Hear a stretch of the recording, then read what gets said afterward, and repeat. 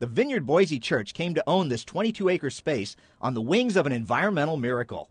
The bank wanted $1 million, but then the EPA found a dry cleaner had polluted the land's soil and groundwater. And so the EPA condemned the property. The price dropped to $170,000, so the church bought it, but nothing could be built on it.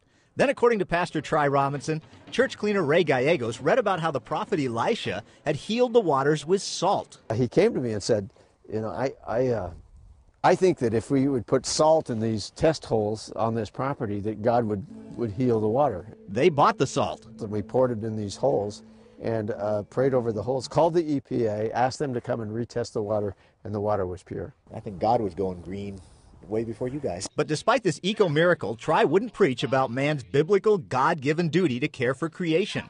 He felt environmentalism was associated with liberals, and his church was mostly conservative. Then during the 2004 presidential election, his son Brooke and his daughter were complaining. If we vote one way, we're voting against the sanctity of life, which we don't want to do. But if we vote the other way, we're voting against the environment. They thought politicians should be for both. If you're pro-life, how can you not be, pro-creation? Tri felt convicted. People who I was calling liberal wackos or tree huggers, who were really looking for God and seeing him in nature.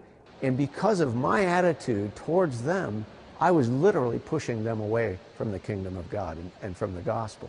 He began preaching for wholehearted creation care and was surprised to get standing ovations. Now the church is teaching its people how to grow their own good, clean food, raise their own chickens like Brooke is, and recycle. They push going out in the wilderness to clear trails and clean up wounded land. What the Vineyard found is that caring about the environment isn't just one single thing, but that it branches out into all sorts of other crucial areas of life. So they're training folks to go rescue water sources and renew the soil in third world lands where pollution kills millions. We all live on this rock. There's really no other place to go. We better take care of it. But there are Christians worrying when churches go green, who are they partnering with? You start looking at some of the hyper-environmental groups. Their end goal, ultimately, if you really want to be honest, is fewer human beings.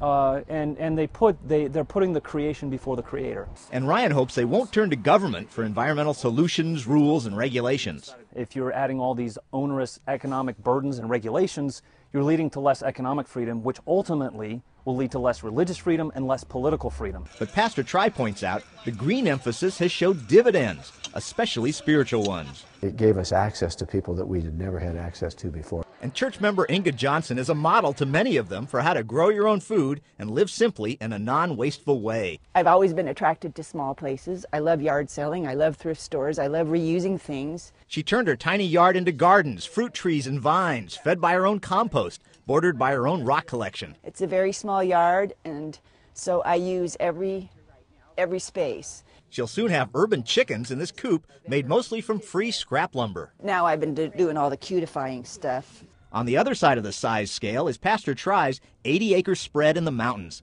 which is one mass green experiment in sustainable living.